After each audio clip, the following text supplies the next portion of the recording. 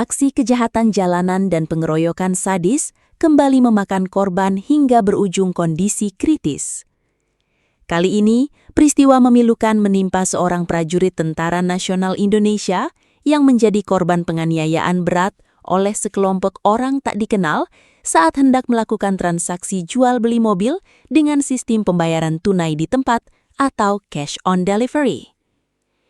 Insiden berdarah yang terjadi secara mendadak ini mengejutkan publik dan jajaran aparat keamanan. Korban yang merupakan anggota TNI aktif mengalami luka-luka yang sangat parah di area kepala hingga harus mendapatkan perawatan intensif di rumah sakit. Peristiwa ini menjadi peringatan keras bagi masyarakat luas akan besarnya resiko keamanan yang mengintai di balik transaksi jual-beli barang bernilai tinggi yang dilakukan secara langsung di lokasi yang rawan. Peristiwa memilukan ini bermula ketika korban berencana membeli sebuah unit mobil yang ditawarkan melalui media sosial. Setelah menyepakati harga dan lokasi pertemuan dengan pihak penjual, korban kemudian mendatangi titik lokasi yang telah ditentukan untuk mengecek kondisi kendaraan sekaligus menyelesaikan pembayaran. Namun, alih-alih mendapatkan kesepakatan jual-beli yang aman, lokasi pertemuan yang disepakati justru menjadi jebakan mematikan. Sesampainya di lokasi, korban yang datang tanpa prasangka buruk langsung dihadapkan pada situasi yang mencekam. Sejumlah orang tidak dikenal yang berada di lokasi langsung mengepung dan melakukan penyerangan secara brutal tanpa memberikan kesempatan bagi korban untuk membela diri. Aksi penganiayaan beruntung dan pengeroyokan sadis tersebut mengakibatkan korban menderita luka-luka fisik yang sangat fatal. Pukulan benda tumpul serta benturan keras yang mengarah ke bagian vital membuat korban ambruk bersimbah darah di lokasi kejadian. Hasil pemeriksaan medis awal menunjukkan betapa parahnya tingkat cedera yang dialami oleh prajurit tersebut.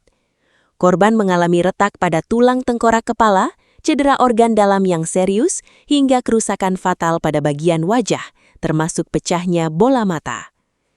Kondisi tersebut membuat korban tak sadarkan diri di tempat dan langsung dilarikan oleh warga setempat beserta rekan-rekannya ke rumah sakit terdekat demi mendapatkan tindakan medis darurat dan operasi penanganan trauma kepala.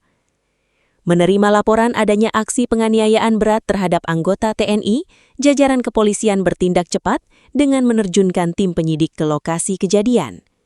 Pihak kepolisian langsung memasang garis polisi, melakukan olah tempat kejadian perkara, serta mengumpulkan berbagai barang bukti pendukung. Penyelidikan kasus ini dipimpin langsung oleh tim gabungan dari kepolisian dan polisi militer demi mengusut tuntas motif serta menangkap seluruh pelaku yang terlibat. Petugas bergerak menyisir rekaman kamera pengawas di sekitar titik lokasi pengeroyokan, serta memeriksa jejak digital transaksi jual-beli yang dilakukan korban sebelum kejadian. Selain itu, sejumlah saksi mata yang berada di sekitar lokasi kejadian telah dimintai keterangan guna mengidentifikasi identitas para pelaku pengeroyokan yang melarikan diri usai melancarkan aksinya.